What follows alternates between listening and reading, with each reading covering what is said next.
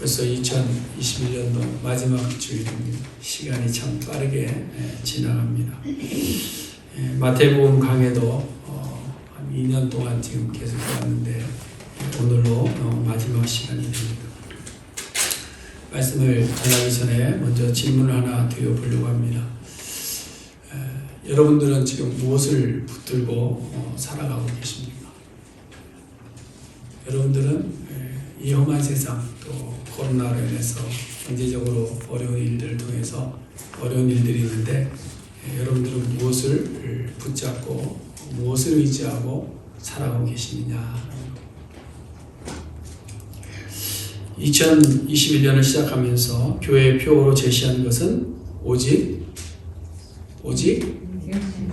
이렇게 척하면 쿵하면 척하면 나와요. 오직 예수만 보이더라 라는 표현이었는데 여러분들은 과연 올 한 해 정말 예수님만 보였고 예수님만 바라보면서 예수님만 붙들고 살아왔는가 하는 이 질문을 마지막 주일에 우리가 한번 던져볼 수 있기를 바랍니다. 사실 어떻게 보면 이 질문을 제가 이렇게 하면서도 좀 공허한 질문 같기도 하고요.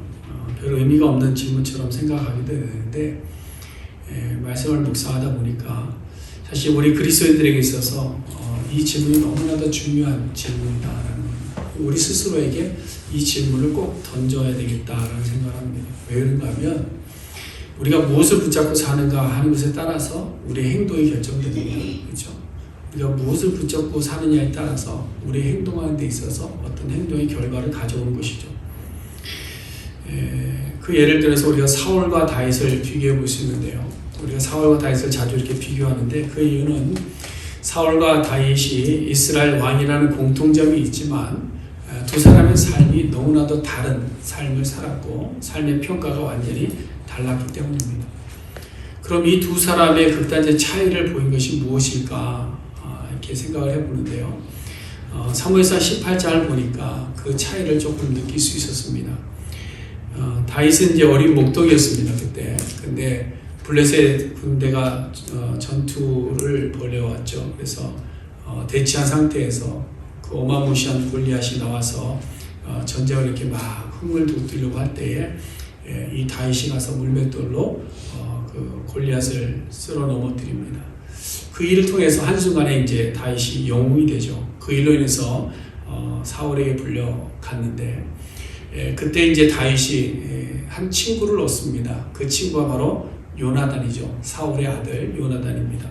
그래서 18장 1절에 보니까 다윗과 요나단의 마음이 하나가 되었다 이렇게 되어 있습니다. 하나가 되었다. 그래서 서로 자기 생명같이 사랑하고 3절에 가보니까 두 사람이 언약을 맺었다 이렇게 기록하고 있습니다. 그러니까 둘이 마음이 합해서 우리 형제처럼 지내자라는 언약을 맺은 것 같습니다. 그리고 이제 5절에도 가보면 사울도 이 다윗을 인정합니다. 그래서 어떻게 했는가 하면 다윗을 군대의 장으로 임명을 합니다. 그 어린 다윗을 군대의 장으로 임명을 하게 되는 거죠. 그런데 이 다윗과 사울의 모습을 뒤에 가서 보면요. 좀 행보가 좀 다른데요. 먼저 사울을 보면 사울은 다윗이 골리앗을 물리치고 개선장군처럼 진영으로 들어올 때에 그때까지만 해도 이 다윗에 대한 감정이 굉장히 좋았습니다. 그래서 군대의 장을 시킬 정도로 감정이 굉장히 좋았습니다. 그런데 성으로 들어올 때 백성들이 사울은 천천히요 다윗은 만만이라 하며 춤추며 노래하는 소리를 듣자마자 마음이 어떻게 됐어요? 굉장히 불쾌했고 굉장히 노하했다 이렇게 성경이 기록합니다. 그래서 이 불쾌함과 노함으로 인해서 다윗을 경계하기 시작합니다. 이 경계심이 나중에 극도에 치달아서 다윗을 죽이려고까지 하는 거죠. 창으로 던져서 죽이려고 하고 여러 번 쫓아다니면서 죽이려고 했습니다. 왜 그랬을까요? 자기의 감정 때문입니다. 근데 결국은 뭐예요? 하나님의 버림을 받게 되는 거죠. 그러나 이와 반대로 다윗은 사울이 자신을 죽이려고 했습니다. 그래서 다윗이 사울을 이길 수도 있었습니다. 다윗을 죽일 수도 있었습니다. 그러나 다윗은 사울을 대적하지 않습니다.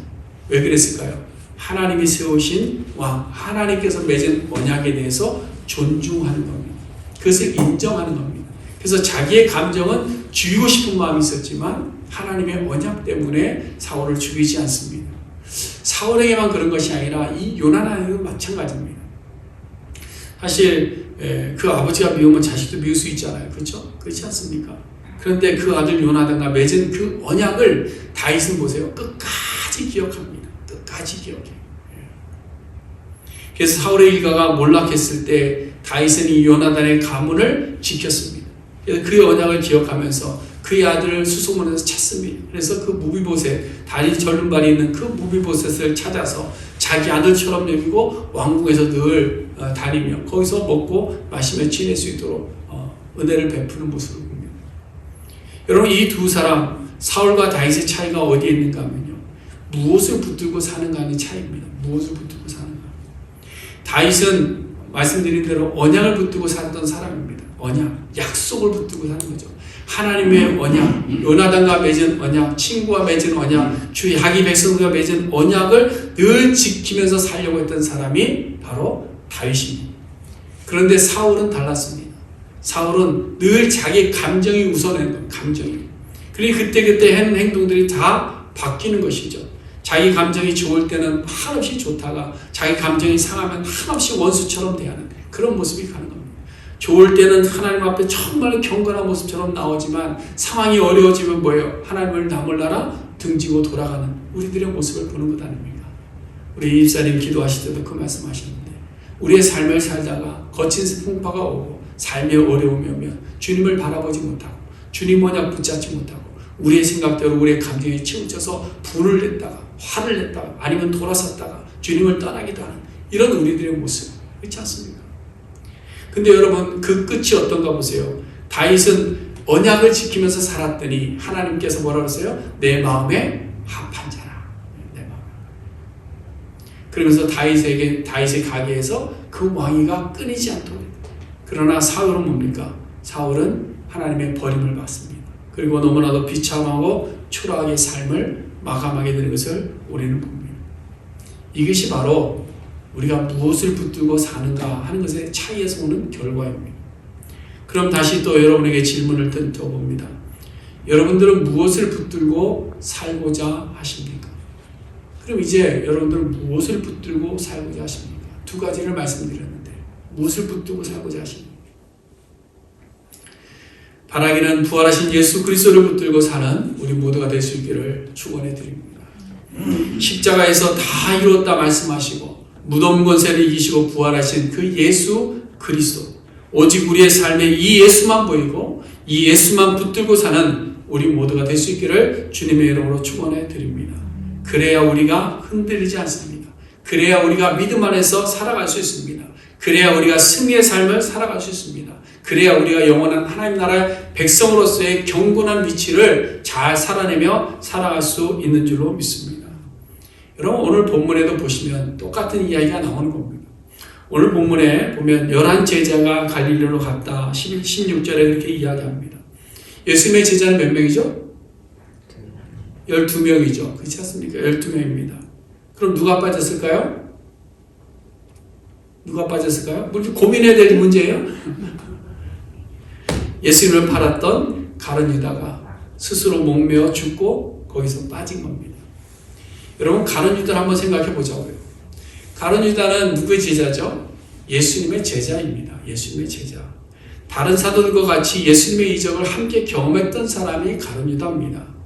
또 권능을 받아서 이적을 행하기도 했던 사람이 가룟 유다입니다. 예수님께서 둘씩 짝져서 고을로 돌려보낼 때 복음을 들고 가서 이적을 행하고 병자를 고치며 했던 그 무리 중에 있던 사람이 누굽니까? 가룟 유다란 말이에요. 오늘날로 말하면 교회에서 제자 훈련 잘 마쳤습니다. 교회 직분도 있습니다. 체험도 있었습니다. 전도도 많이 합니다. 이적도 행합니다. 그렇기 때문에 많은 사람들이 그 사람들을 보면 저 사람 정말 참 믿는 사람이야 라고 인정할 수밖에 없는 그런 사람이라는 거예요. 근데 이 가룟 유다도 그런 겁니다. 가룟 유다도 주변에 많은 사람들이 저 사람이 예수를 팔 사람이라고 인정할 생각조차도 못했을 것입니다. 아니, 가룟 유다 자신도 예수를 배신하고 딴 길로 가리라고는 전혀 생각하지 못했고 자기가 목매어 죽으리라고는 전혀 생각하지 못했던 인물입니다. 그런데 왜 이렇게 됐을까요? 가룟 유다가 제자 공동체 회개로서 재정적인 어려움도 있고 또 다른 핍박들도 받으면 조금씩 그 마음이 변하기 시작, 자기 감정에 치우치기 시작한 겁니다. 그래서 성경의 기록을 통해서 보니까 유다는 분명 물질에 대해서 좀 민감했던 사람인 것 같습니다. 그 대표적인 예가 베다니에 산 여인이 예수님의 발에 향유를 부을 때 이 유다가 발끈한 거예요. 발끈했습니다. 야, 이것을 좀 팔아서 가난한 자 해주지 왜 이 비싼 향유를 땅바닥에다 부어서 허비하고 낭비해버리느냐. 어떻게 보면 참 좋은 말 같습니다. 그렇죠. 왜 그걸 낭비해버립니까? 가난한 사람이 주죠. 근데 정말 가난한 자들에 대한 구제를 위함이 아니라 자기 것도 아니면서 물질을 그냥 버리는 것에 대해서 그 물질이 아까운 겁니다. 그 물질의 마음이 있는 거예요. 그러니까 예수님을 내어준 것도 뭐 때문에 내어줬어요? 돈계가 비어있는 것을 보고, 돈계가 비어있는 것을 보고. 결국 유다의 모습이 사울의 모습과 다른 것이 무엇이 있습니까? 모든 것이 다 자기의 감정이 우선하는 거예요. 자기 감정. 그러다 보니까 이 유다도 예수님을 따르기는 했지만 결국은 자기 감정에 붙들려 살던 인물이기 때문에 결국 여기서 보여요. 이름이 빠져버려요. 예수님의 부활의 그 자리에서 이름이 빠져버려요. 이 무엇을 우리에게 이야기하는가 하면 우리가 무엇을 붙들고 사는가 하는 것이 굉장히 중요하다는 겁니다. 흔들리지 않는 믿음이 어디서 올까요? 내가 무엇을 붙드냐에 따라서 달라지는 겁니다. 우리의 삶에 이렇게 희노애락이 있는데 그때마다 우리의 신앙도 같이 엎치락뒤치락하는 이유가 뭘까요? 무엇을 붙들고 사는 것에 달려있는 겁니다. 우리가 온 한 해를 돌아보면서 매년 연말에 송구영신 예배를 드리면서 늘 후회하고 회개하는 이유는 뭔가 하면요, 우리의 감정에 치우쳐서 예수만 바라보지 못하고 예수를 놓았던 순간들이 기억나기 때문에 우리는 후회하는 겁니다. 그렇지 않습니까? 연초를 시작할 때에 매해 시작할 때마다 예수만 바라보기를 원하고 말씀대로 살기를 원하고 말씀 붙잡고 살기를 원하고 금년에는 꼭 성경 통독 일독하겠다고 말씀을 다짐을 해보지만 뭐예요? 나중에 가서는 그 모든 것들이 우리에게서 사라져버리고 자기의 감정만 남더라. 그러니까 마지막 시간에 회개하고 눈물 흘리고 돌아서겠다고 이야기하는데 또다시 우리는 돌아서지 못합니다. 하나님의 약속을 알면서도 예수 그리스도를 믿는다고 하면서도 그를 붙잡지 못하는 삶을 우리가 살기 때문에 자기 감정만 바라보기 때문에 후회하고 회개를 반복하는 것입니다. 우리가 너무 자기 감정에 민감하게 되면 작은 바람이 불어도 쉽게 흔들리며 넘어집니다. 넘어질 수밖에 없어요. 그리고 실패한 후에는 조금 시간 지나서는 뭐예요? 그 다음에 가서 후회하는 거예요. 꼭 그렇습니다. 자기 감정을 따라 살다 보면 나중 가서 후회를 꼭 하게 되는 거예요. 여러분, 유다가 물질이나 자기 감정 때문에 예수를 팔았습니다. 그러면 행복해야 되잖아요. 그래 행복했습니까? 아니에요. 조금 있다가 예수가 잡으신 모습을 보면서 바로 후회했습니다. 사울도 마찬가지입니다. 사울이 자기 감정에 붙잡혀서 여러 번 실수했잖아요. 그렇죠? 우리가 잘 아는데 여러 번 실수했습니다. 그런데 실수한 이후에 그 다음에 하나님을 버림받았습니다. 버림받은 이후에 이 사울이 어떻게 했을까요? 후회했어요. 사울이 후회했습니다. 예. 여러분, 우리 성경을 읽다 보면 분명히 나와요. 사울이 후회했습니다. 자기의 실수에 대해서 후회했어요. 마찬가지입니다. 우리도 자기 감정과 상황으로 해서 우리가 흥분해서 급하게 분을 내거나 뱉지 못할 말을 뱉었다가 후회할 때가 얼마나 많습니까? 그렇잖아요. 우리의 감정에 치우쳐서 잘못 도장 찍었다가 우리가 후회할 때가 얼마나 많이 있습니까? 그러므로 지금의 여러 고난의 순간들을 이길 수 있는 길은 위급한 우리의 자기 감정, 불만족스러운 자기 감정이 아니라 하나님의 약속, 예수 그리스도의 약속을 우리가 단단히 붙잡을 때에 우리는 후회하지 않는 인생을 살아가게 될 수 있는 줄로 믿습니다. 여러분, 이스라엘 백성들의 역사 속에서 우리가 주의 깊게 봐야 되는 것이 있습니다. 뭐 하나하나 세세의 내용들을 다 보는 것도 중요하지만 전체적으로 무엇을 우리에게 보여주는가 한번 잘 보세요. 저는 이스라엘 백성들의 여정들을 보면서 느끼는 것이 그겁니다. 이스라엘 백성들은 늘 자기 감정에 충실했습니다. 목마를 때 원망하고 배고플 때 원망하고 적들이 다가올 때 원망하고 자기들이 살아갈 힘이 없을 때 원망하고 기근이 있을 때 원망하고 다 그랬습니다. 그때마다 하나님께서는 어떻게 하셨습니까? 그들을 건져주시고 고쳐주시고 먹을 것 주시고 마실 물 주시고 그러면서 꼭 뒤에 붙인 말씀이 뭐죠? 내가 너를 사랑한다. 이 말씀이에요. 내가 너를 사랑한다. 그러니 나를 잊지 말아라. 내 언약을 잊지 말아라. 내 말씀을 잊지 말아라. 나와 함께 있자. 그러면 내가 너를 먹이고 입히고 할 것이다. 이 말씀을 주시는데 이스라엘 백성들은 자기 감정 속에서 계속해서 넘어져요. 누구의 모습입니까? 우리들의 모습. 여러분, 예수님과 제자들의 관계도 마찬가지였습니다. 예수님께서는 계속해서 약속의 성취를 말씀하시고 그들을 훈련하시는데 제자들은 뭐예요? 계속해서 자기 감정에서 벗어나지 못합니다. 그러다 보니까 예수님이 잡히신 후에 모든 희망과 소망이 사라져버리는 거죠. 그러고 나서는 다 흩어져 버리는 겁니다. 약속의 말씀을 붙잡고 견디지를 못한 겁니다. 내가 사흘 만에 부활하리라 하신 주님의 약속의 말씀을 잊어버린 겁니다. 그러니까 관계는 다 깨질 수밖에 없는 거예요. 여러분, 사람들과의 관계도 마찬가지 아닙니까? 그렇잖아요.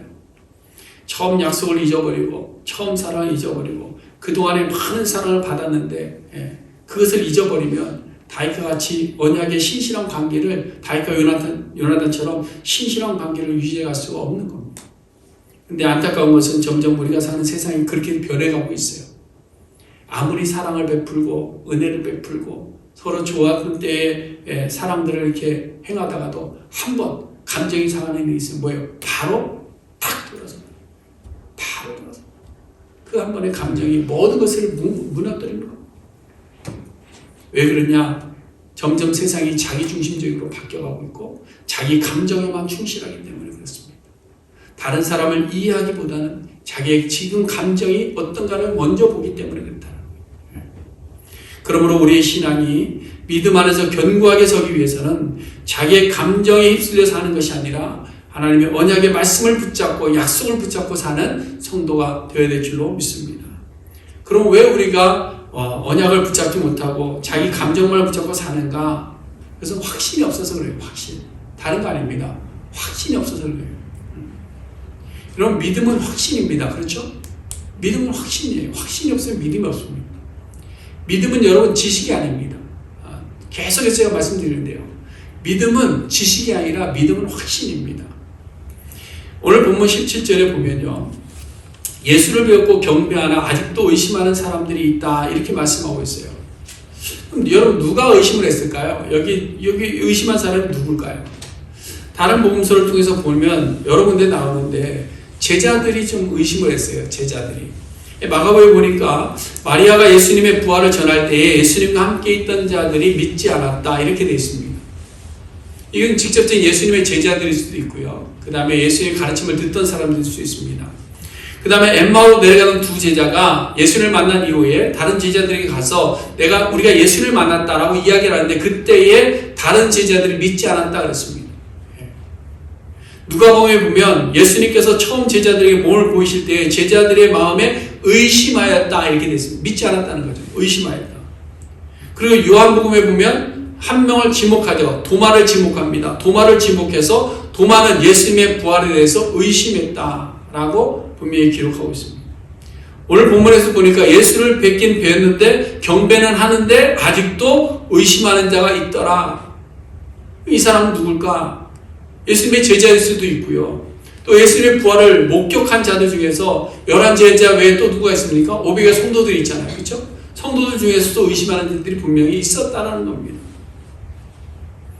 이 말이 무엇을 우리에게 이야기하고 있는가 하면 우리가 예수를 믿는다 하면서도 정작 우리 안에도 예수님의 하나님 되심에 대해서 의심하는 자들이 있더라라는 겁니다. 사람의 몸을 입고 이 땅에 오신 예수 그리스도가 하나님이야라는 것에 대해서 의심하는 사람들이 있더라라는 겁니다. 예수를 믿는다라고 하면서도 우리를 위해서 십자가에 죽었다는 것을 의심하는 겁니다. 그냥 예수가 십자가에 죽은 것이지 그 십자가의 죽음이 나를 위한 것이라는 것을 믿지 못하는 의심이 우리 속에 살아있다는 겁니다. 예수님께서 사흘 만에 부활하신 것을 의심합니다. 아니야, 예수는 그냥 잠시 기절했다가 살아났겠지. 아니야, 그 이야기는 그냥 만들어낸 이야기야. 그냥 예수라는 사람은 살아있을 때 우리의 좋은 말들을 많이 했던 사람이야 라고 생각하며 의심하는 겁니다. 예수님께서 다시 오시겠다고 말씀하셨는데 그 말씀을 믿지 못하는 겁니다. 의심하는 거예요. 예수 믿으면서도. 예수를 믿으면서. 그럴 수 있습니다. 처음에는 그럴 수 있어요. 왜냐하면 우리의 사고로 이해될 수 없는 것이기 때문에 그렇습니다. 지금 말씀드린 것들이 다 우리의 일반적인 사고로 이해가 되냔 말이에요. 이해가 안 되잖아요. 그렇죠? 그러니까 의심이 생길 수밖에 없는 겁니다. 근데 문제는 뭐냐? 의심하고 거기서 멈추기 때문에 안 되는 겁니다. 의심하고 거기서 멈추기 때문에 몸은 교회에 와 있고 예수를 믿는다고 말은 하지만 뭐예요? 마음은 의심 속에서 여전히 그대로 있는 겁니다. 확신을 가질 수가 없는 겁니다. 여러분, 신앙의 성장이라는 것은 그냥 가만히 연수 지난다고 되는 것이 아닙니다. 의심 속에서 시작이 되는 겁니다. 의심 속에서. 말씀에 대한 의심 속에서, 예수에 대한 의심 속에서, 하나님에 대한 의심 속에서, 우리의 삶에 대한 의심 속에서 거기서부터 신앙이 시작되는 거예요. 근데 이것은 불신적인 의심이 아니라 우리가 알지 못하는 영역, 이해할 수 없는 영역에 대한 관심이죠. 관심. 그러나 그 관심이 확신에 되는 것은 뭐냐? 부활하신 예수를 말씀 가운데서 만나고, 예수님의 말씀 가운데서 만나고, 예수님의 가르침 속에서 만나고, 성령의 조명에서 말씀을 우리가 익혀질 때, 또한 그가 우리 삶으로 드러나게 될 때 그것이 가능해지는 겁니다. 그때 확신이 오는 거예요. 그때. 그래서 오늘 본문 19절과 20절을 보시면 예수님의 지상 명령인데요. 그러므로 너희는 가서 모든 민족을 제자로 삼아 아버지와 아들과 성령의 이름으로 세례를 베풀으라는 거예요. 믿는 자를 많이 구원하라는 겁니다. 근데 여기서 그치지 않습니다. 그 다음 보세요. 세례를 베푼 다음에 어떻게 하라고 되어 있습니까? 내가 너에게 분부한 모든 것을 어떻게 하라? 가르쳐 지키게 하라. 이 부분이 중요한 겁니다. 이 부분이. 처음에는 의심으로 시작되지만 확신으로 변하는 길은 우리가 배우고 그것을 지킬 때 확신이 되는 거예요. 우리가 그것을 체험할 때 확신이 되는 겁니다. 말씀을 우리가 체험하지 않는데 어떻게 확신이 생기겠어요? 그렇지 않습니까? 여러분, 우리가 예수님의 제자 중에서 의심 많은 도마를 의심 많은 자라고 우리가 그냥 치부해버리고 맙니다. 근데 여러분, 아니에요. 도마가 예수님의 손과 발을 만져보고 옆구리 창고를 만져본 이후에 어떻게 되는가 우리가 봐야 됩니다. 처음에는 의심할 수 있습니다. 죽은 사람이 어떻게 살아나 의심할 수 있어요. 의심을 가진 겁니다. 그리고 나는 만져보고 싶다라는 관심을 가진 겁니다. 그런데 예수님이 와서 보여주셨어요. 만져봐라. 그리고 도마가 만졌습니다. 이 만졌다라는 의미가 뭐냐면 체험이라는 거예요. 체험. 이것이 실제적인 경험이고 부활의 예수에 대한 체험입니다. 이 과정을 오늘날로 이야기하면 성경을 배우고 예수를 알아가는 과정이에요. 성경을 만져보고 읽어보고 묵상해보고 느껴보고 체험해보고, 그래서 예수가 내 마음속에 확신이 들 때 우리의 믿음을 자라날 수 있는 거예요. 그래야 우리가 예수를 붙잡고 살아갈 수 있는 겁니다. 그래서 말씀을 읽자, 말씀을 배우자, 말씀을 공부하자, 말씀을 묵상하자 이야기합니다.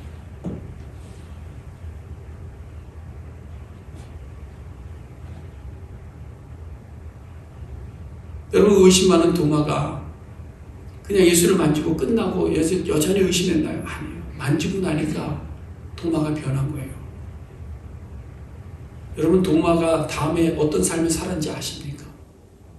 그냥 의심 많은 도마 여기서 그치시면 안 되고요. 도마는 그 다음에 확신의 선교사가 되어서 변했습니다. 이제는 복음 전파를 위해서 자기 목숨을 내놓은 자로 변한 겁니다. 예수님께서 승천하신 이후에 여러 지역을 다녔어요. 그러면서 교회를 세웁니다. 전승에 오면 도마가 인도에 가서 복음을 전하다가 인도에서 순교했다라고 전하고 있습니다. 이게 무엇을 우리에게 보여줍니까? 도마는 의심이 많아서 의심을 가지고 관심을 가지고 예수를 만나려고 했고 예수를 만났고 만져보았습니다. 그리고 그가 변한 거예요. 그러고 나니까 이제는 자기의 목숨보다도 뭐예요? 예수 그리스도를 붙잡고 살아가는 인생으로 변한 겁니다. 부활하신 예수에 대한 확신과 약속의 말씀을 붙잡고 살아갔던 믿음의 사도로 완전히 변한 거예요. 우리의 삶이 우리의 마지막 골이 여기에 있는 겁니다. 우리가 와서 예배하고 신앙생활하고 말씀을 배우고 말씀을 읽는데 그 관심과 그 모든 노력들이 마지막 골이 뭐냐? 예수를 만나고 우리의 삶이 체리되는 그 과정을 우리가 기대하는 겁니다. 그래서 우리가 그동안 내 감정으로 살던 모든 것들을 떨쳐버리고 이제는 예수를 붙잡고 살아가는 자로 변화하는 겁니다.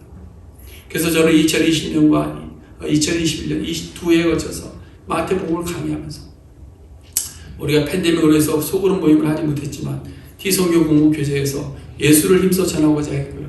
그 다음에 예수에 대한 의심이 확신이 되어서 오직 예수만 보이는 우리 교회가 되기를 기도하면서 말씀을 전해왔습니다. 그 결과는 제가 잘 모르겠어요. 그럼 누가 할까요? 여러분 각자가 아는 겁니다. 여러분 각자가. 나는 과연 우리 교회가 내세운 표어처럼 오직 예수를 하려고 힘써왔는가? 나는 오직 예수만 보면서 살아왔는가? 여러분 각자가 아는 거고 하나님만 아시겠죠.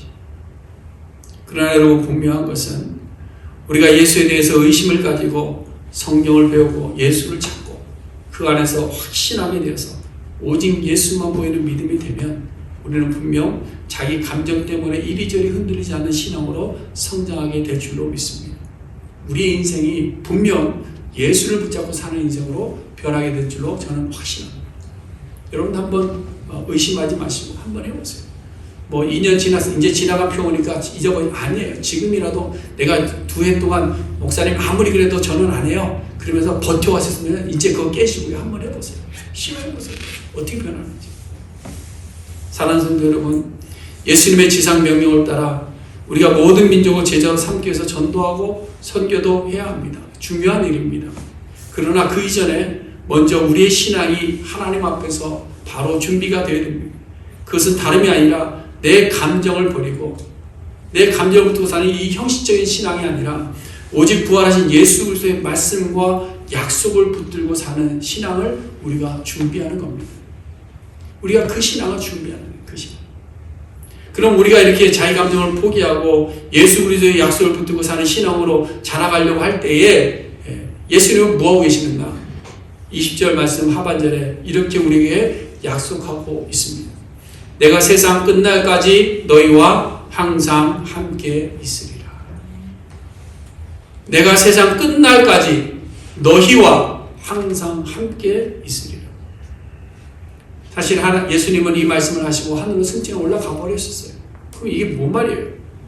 근데 이 약속은 예수님께서 아주 구체적으로 우리에게 보여주시고 올라가신 겁니다. 요한복음 14장 16절부터 우리 한번 보겠습니다. 성경 찾아서요. 요한복음 14장 16절부터 우리 18절까지 말씀인데요. 찾아서 같이 한번 읽어봅니다. 요한복음 14장 16절부터 18절까지 우리 천천히 그 의미를 잘 묵상하시면서 읽겠습니다. 시작. 내가 아버지께 구하겠으니 그가 또 다른 보혜사를 너희에게 주사 영원토록 너희와 함께 있게 하리니 그는 진리의 영이라 세상은 능히 그를 받지 못하나니 이는 그를 보지도 못하고 알지도 못함이라. 그러나 너희는 그를 아나니 그는 너희와 함께 거하시며 또 너희 속에 계시겠습니다. 내가 너희를 고아와 같이 버려두지 아니하고 너희에게로 오리라. 아멘. 그렇죠?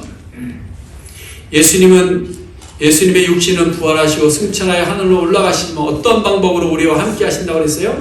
보혜사 성령을 우리에게 보내주셔서 우리와 영원토록 함께 하실 것이다. 약속해 주신 겁니다. 믿으십니까? 아멘. 그래서 성령께서 우리 속에 거하시면서 우리를 붙잡고 우리 속에 있는 약속을 놓지 않도록 우리를 견고하게 해주시고 우리가 자기 감정에 따라서 흔들리지 않도록 우리를 늘 보살펴 주시겠다 말씀하고 계시는 겁니다. 그뿐 아닙니다. 마지막에 뭐라고 그랬죠? 우리를 고아처럼 두지 아니하시고 반드시 너희에게 돌아오겠다. 반드시 너희에게 돌아오겠다. 이 말씀은 너희가 나를 찾고 너희가 내 안에 거하고 너희가 내 약속 붙들고 살아갈 때에 내가 너와 함께 갈게 이 말씀입니다. 여러분 혼자 가는 게 쉽겠습니까? 함께 가는 게 쉽겠습니까? 함께 가는 게 쉽죠. 근데 그 함께 가는 사람이 하나님이라면 어떻겠습니까? 너무나도 유명한 시가 있죠. 잘 아는 시인데요. 메리 스티븐슨이 쓴 모래 위의 발자국. 어느 날 꿈을 꾸었는데 모래 위에 두 짝의 발자국이 있었습니다. 하나는 내 발자국이고 또 하나는 주님의 발자국. 근데 한참을 가다 보니까 중간중간에 자기가 정말 힘들고 어려웠던 침울했던 그 순간마다 발자국 하나가 없어지는 겁니다. 늘 발자국이 하나만 지켜있는 겁니다. 그래서 주님께 물어보았다죠. 내 삶에 가장 힘들고 어려울 때 왜 한 짝의 발자국만 있고 주님 발자국 어디 갔습니까? 왜 저만 홀로 걷게 하셨습니까? 그때 주님께서 말씀하시기를 그 발자국은 네 것이 아니라 내 것이다. 내가 너를 업고 걸었단다.